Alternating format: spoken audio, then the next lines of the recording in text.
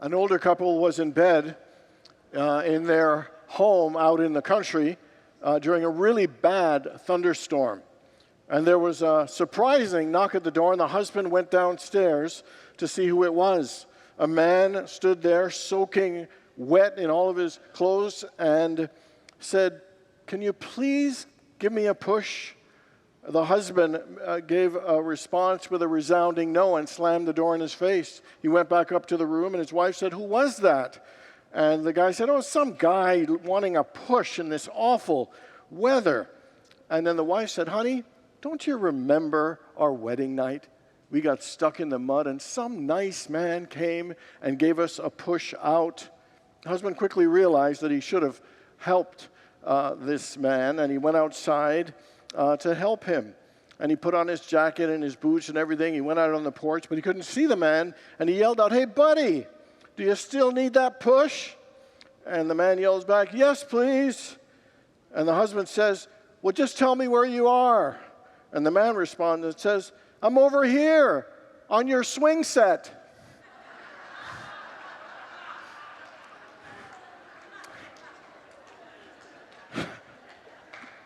All right. All right. I think those are just birthday applause, but thank you. How many people have ever had someone help you when you were in need? How many people ever had someone say or do something that was so kind it absolutely brightened and made your day? And how many people have ever felt the joy of reaching out to a stranger and giving them a helping hand? You know, today we are in the fourth and final week of our series on Jesus' parables. And as we know that parables are simple stories of common everyday experiences that help us get an aha to a deeper awareness and understanding of God's laws, of spiritual truths. Week 1, we looked at the parable of the pearl of great price. Week 2, we looked at the parable of talents. And last week, we looked at the parable of the vine. If you haven't seen any of those, you can catch them online. Just click onto our website. This morning, we're going to wrap up probably the most famous parable, I think. It is the parable of the Good Samaritan. It appears in the book of Luke in the first chapter, and it's really a conversation between a lawyer that is asking Jesus, "How do I inherit eternal life?" And Jesus said, "Well, what is written in your law?" And the lawyer reads, it says, "Love the Lord thy God with all your heart and your mind and your soul and your strength, and love others, love your neighbor as yourself." And then the lawyer asked the question, "So who is your neighbor?" And Jesus replied this way. He said, "A certain man was going down from Jerusalem to Jericho, and he fell among robbers who stripped him and beat him and went away, leaving him half dead. Now, by chance, a priest was going down that road, and when he saw him, he passed by on the other side. So likewise, a Levite, when he came to that place and saw him, passed on the other side. But a Samaritan, as he journeyed, came to where he was and saw him, and he had compassion. He went to him and bound him his wounds, pouring oil and wine, and then he set him on his own animal and brought him to an inn to take care of him. The next day he took out 2 denarii and gave them to the innkeeper, saying, "Take care of him, and whatever more you spend, I will repay when I come back." Which of these do you think proved to be a neighbor to the man who fell among the robbers? The lawyer said, "The one who showed him mercy." And Jesus said to him, "Go and do likewise." So today we're going to look at both the face value, the surface meaning of this parable, as well as look at the metaphysical meaning, where we can reveal some deeper insights and truths to help us live more fully, to live more freely, and especially to live more lovingly. On the surface, this is a straightforward story about compassion and kindness, but it is an interesting twist in how Jesus tells it that kind of turns societal expectations upside down. You know, the ones that you would have expected to show compassion, the priest and the Levite, symbols of authority and piety, did not show compassion. They chose to walk on the other side. And the one that was least likely to show compassion, the Samaritan, who were mixed-race people who were looked down upon, that he was the incredible example of love, mercy, and compassion in the story. To call it a Good Samaritan was a shock to their culture, because Samaritans weren't considered good. They were more considered bad. And so the behavior of the priest and the Levite kind of begs the question, who do I overlook in my life? Who do I pass by? Who do I fail to see? And who in my life do I refuse and choose not to have compassion for? The lawyer asked the question, who is my neighbor?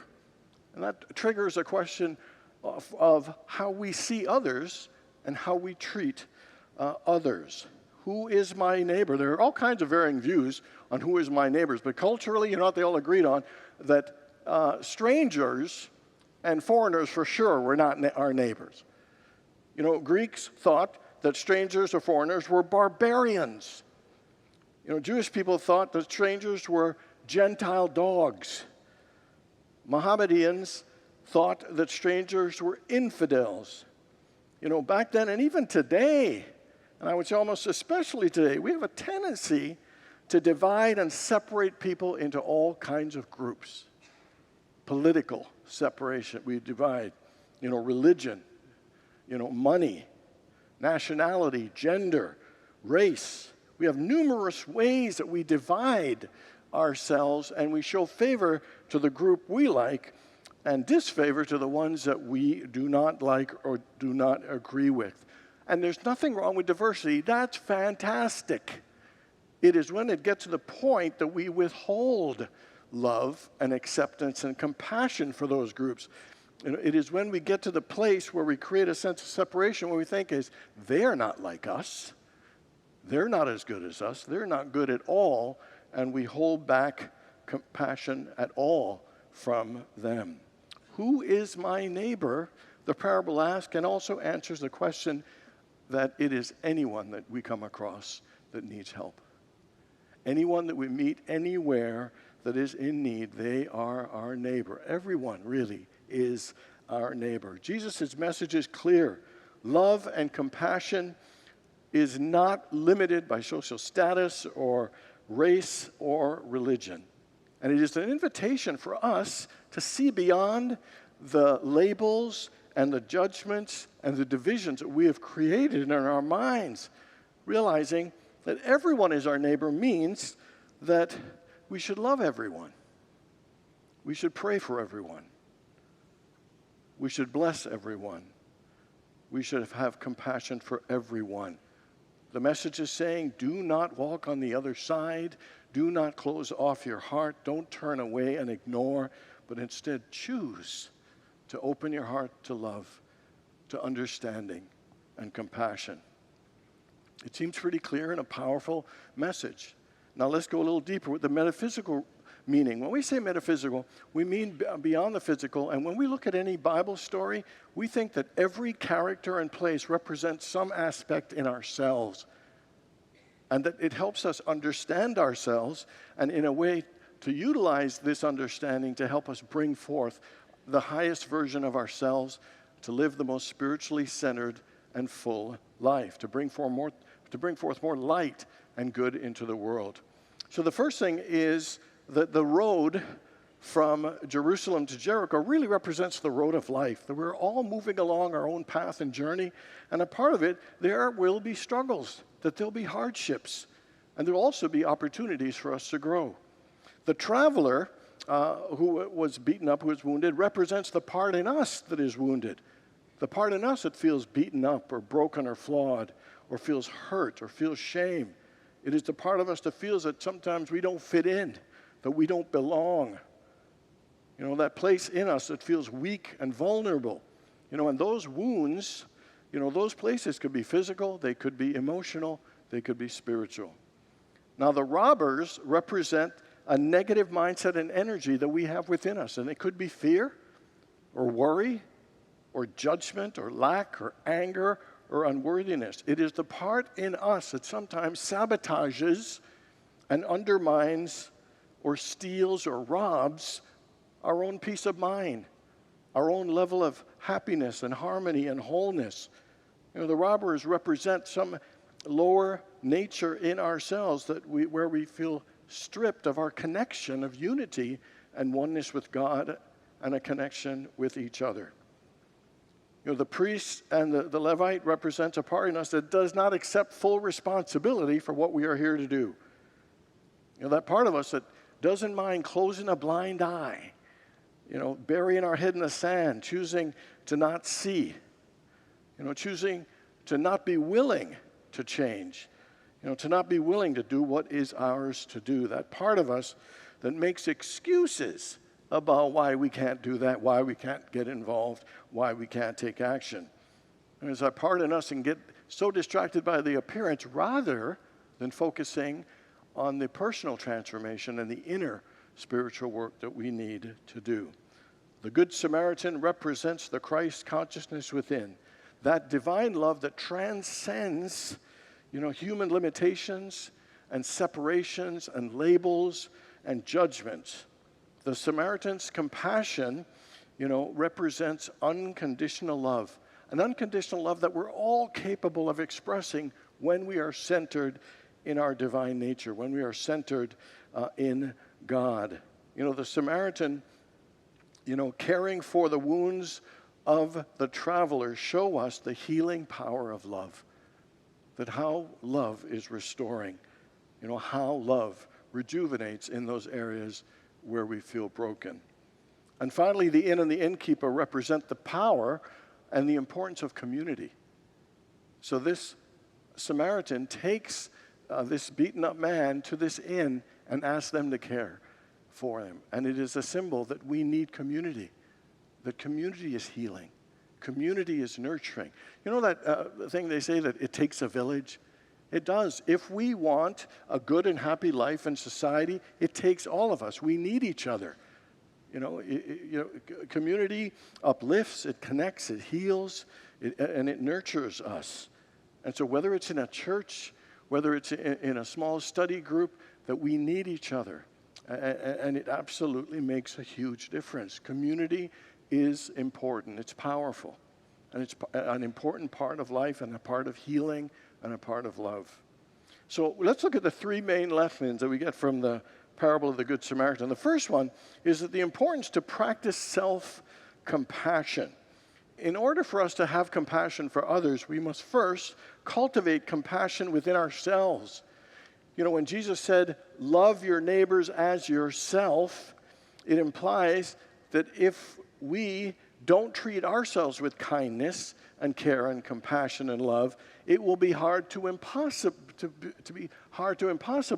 to extend that same level of kindness and love and care to others. Studies show that self-compassion is one of the greatest resources and ways that we can increase our sense of well-being and our ability to help others. But strangely, in all these tests, that all the participants resist and are leery of being compassionate towards themselves. They are absolutely reluctant to be kind and caring and gentle and understanding on themselves. You know why? Okay, I'll tell you. It is because we have been so conditioned, we absolutely believe that we have a fear that if we are too kind to ourselves and too gentle on ourselves, we'll become soft. We'll become weak. We'll lose our drive and our motivation. We believe at some level being hard on ourselves, being tough on ourselves, pushing ourselves, that will push us to produce and to succeed and achieve our goals than just being compassionate and nice. How many people at some level have been conditioned to believe that if you beat yourself up and if you're tough on yourself and hard on yourself, that that's the path for success? Anybody? Okay, about 5 of us. That's good. And here's the interesting thing. Research shows that 100% of the time, self-compassion is always better than self-criticism. Putting ourselves down, beating ourselves up, thinking we didn't measure up, regretting, thinking I did such a horrible job, and holding that against ourselves will take us down always than having compassion and understanding. Saying to ourselves, okay, you did your best, next time you'll do better. We'll learn how to do this. And move in that direction is the greatest thing that we could do to help ourselves in our relationships, with our goals, in our work, with our health, in all areas of life. The Apostle Paul said, love is the fulfilling of the law. And the truth is, we have to fulfill that law of love within ourselves first, with self-love and self-compassion. The three things that we need to do to fulfill the law of love, the first one is self-acceptance. Anybody ever had a place in yourself where you just couldn't accept something about yourself? Where you couldn't accept that something happened and you're still angry because you think it's unfair and it wasn't right, or you wish this was different or that? That's one of the things we do that's really harmful for ourselves, But self-acceptance is about making peace with what has happened. It's about stop resisting it, stop hating it, and just find peace with it. No, it doesn't have to be that way forever, but find peace with that is the way it is right here and now. That loosens up some of that negative energy and allows us to be more present, more engaged, and more open to creative new solutions and ideas to improve that situation. But self-acceptance. Do you fully accept yourself just the way you are and your life just the way it is right here and now? That brings a great sense of peace. The second one is self-care. That we need to practice self-care. I'll tell you, sometimes not getting enough sleep or not eating or exercise, we give that up so quickly. It is amazing how we don't take great care of ourselves. How many people know you could do better with self-care in your life? How many people know that? We all know that. And self-care is about taking care of the great gift that God's given us, our bodies. These are our body temples. They are the vehicles through which we experience and enjoy life. And it is to take care of ourselves so we could be our best for ourselves, be our best for God, be our best for one another. Self-care. And then the third one is self-forgiveness. Sometimes we just blame ourselves or are angry at ourselves that we made some bad decision or this thing didn't go well. And sometimes holding on to grudges, especially to ourselves, and being bitter with ourselves is some toxic energy that we hold, and we need to be forgiving to ourselves. I think we all get it conceptually that it's important to forgive others, but sometimes I don't think we fully get how important it is to forgive ourselves, to let ourselves off the hook for the things we may have done. It's just part of life. We got to learn, we got to let go, and we got to move on. And so self-compassion requires self-acceptance, self-care, and self-forgiveness. Self-compassion is not just a selfish act. It is a divine recognition that is a creation of God, that you are God's beloved child and you are worthy of love, that you are worthy of being taken care of. You are worthy of forgiving yourself. You are worthy of accepting the amazing, unique being that God has created you to be.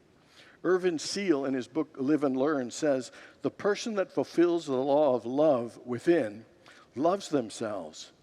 They are in a state of goodwill with themselves and with all others. They are at peace with themselves and all else. The person who is happy with himself is most tolerant and magnanimous in his dealings with others. He is not easily insulted. He is generous and charitable towards others. The first powerful lesson we learn in being a good Samaritan is to practice self-compassion. Make ourselves a greater channel of love and light. The second thing is to develop a consciousness of oneness. We're really good at focusing what's different about us and the divisions and separation, but it takes work to develop a consciousness of oneness, a consciousness that transcends the labels, the judgments, the division, the illusions of separation. The Samaritan didn't look at that wounded man from the lens of his wealth or religion or race or culture. He just saw a soul in need. He saw a child of God who was suffering and needed help, and he had the opportunity to be able to help. And he came from a place of pure compassion. He didn't see him as an other. He actually saw him as a part of himself. He saw him as a part of us. He saw him as a part of the whole. For we are all one. We are all children of God. We are all created in the image and likeness of God. We're all spiritual beings having a human experience. We all want love. We all get hurt. We all mess up. We all have goals and dreams. And we also have talents and abilities to share with the world. And we also all deserve another chance. You know, Jesus said, the Father and I are one. We are all connected. And we need to develop that kind of consciousness and mindset, because that's the consciousness of oneness is not what we think on a regular basis. And that consciousness is what gave the Good Samaritan the ability and made it so easy for him to reach out and help somebody that just needed help. You know, he was an outsider, but he saw everyone through the eyes of oneness. And so the man that was wounded on the road was not a stranger. He was a reflection of the divine presence in each and every one of us. And we need to work on being able to see everyone as one, that they are a part of us. So everybody, I want you to think of someone you don't like, or someone you don't see eye to eye with, someone that you've got some tension with. See them in your mind's eye. Close your eyes for a second. Take a deep breath. And sincerely, just think or say to yourself, to them, that you are a child of God just like me. That you are a child of God just like all people. That the light of God shines in you just like it shines in me and shines in all people. And say half voice with me together. I am one with God. Together. I am one with God. Take a deep breath. I am one with you. Together. Take a deep breath. I am one with all people. Together. I am one with all people. We are all one with the one. Together. We are all one with the one. And take a deep breath. You know, the Sanskrit word namaste, we're probably all familiar with it, is the whole idea of that word. It means that the divine in me acknowledges the divine in you. And wouldn't it be nice if we were able to do that? And I realize when we're arguing with somebody and want to rip their heads off, that might not be the moment that it'll come as easily. But if we were to practice and get there, to realize no matter if we disagree or not, that the divine in me honors the divine in you, that we are still one, that we are still connected. Because I truly believe that once we get to this place of oneness, it helps us change the way we see other people. And when we change the way we see other people, it'll change the way we treat other people. See, when we get to a place when we can see and think and act from a consciousness of oneness, it makes it easier for us to express compassion to all people. And the final thing we learn from this parable is to put love in action. The last line that Jesus says to the lawyer is, go and do likewise. Go and do likewise. You know, to embody divine love means we must be willing to put it into action. That we must express that compassion. We must express that love. See, it's easy to talk about compassion, but love must be lived. See, the Samaritan just didn't pity this guy or think thoughts of this guy. What he did was actively helped. He bandaged him. He poured oil on. He paid for his care. He promised he'd return. His compassion was tangible. It was actionable, and it was transformative. You know, Jesus says that love is not a feeling, it is a verb. In 1 John chapter 3, it said, let us not love with words or speech, but with actions and truth. Compassion must be expressed in real, tangible ways.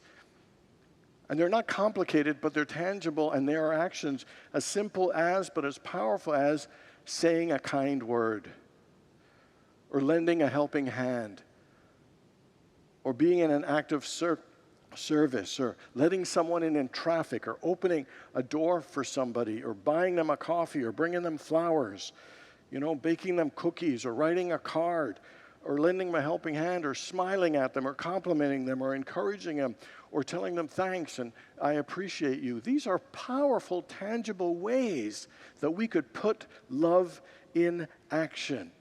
And ask you, what are ways that you could put love in action in your life that'll bring compassion to life for you?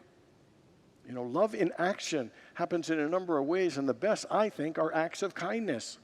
So recently I've been watching on Facebook. Sometimes they put these cute little stories that I find are just so filled with compassion. One of them has got like a deer is stuck in a fence and it can't get out by itself, and somebody brings these clippers, and it works hard because the deer's, moving around, and it takes patience, and these people go and finally cut and free the deer, and they feel good. And I feel good just watching them, free the deer. I've seen other ones where polar bears got these barnacles on them, and people are helping wash these barnacles off these polar bears. And the polar bears, amazingly, are not eating the people. They are appreciative of the fact they're getting helped. Just watching it makes me feel good. They had one about a gorilla saving a baby that fell into the gorilla cage. It was incredible. I mean, I think he just didn't kill him, which I think was saving, because, a gorilla could have been violent, not even knowing it. And it was just so moving. I saw one recently. There was a kitten in the median on a highway, and this person stopped their car and moved across and stopped other traffic on the highway to save the kitten. Just looking at it filled me with such joy and hope. I remember the first time I heard this parable of the Good Samaritan, just hearing that person stopped to help that other person just filled me with a sense of peace and hope and hope. Even as a young kid, I felt so uplifted. Do you know scientifically acts of kindness make a difference?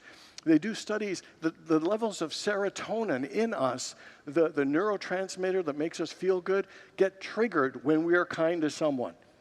And it gets triggered in someone when someone is kind to them. And it also gets triggered in someone just looking and seeing someone giving an act of kindness. That is how powerful, compassion is.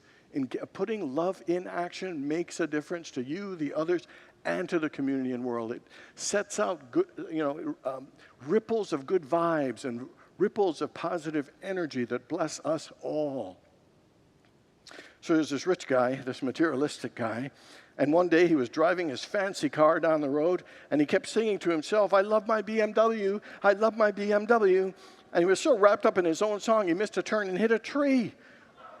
Surprisingly, he survived. But instead of calling for help, he was crying out, "My BMW, oh, my BMW." Just then, a Good Samaritan stopped and wanted to help him, and he cried out, "Sir, sir, you're bleeding, and oh my God, your left arm is gone." The rich man freaked out. He was horrified, and he said, "My Rolex, oh, my Rolex." Okay. Good news. No more jokes for the rest of the talk.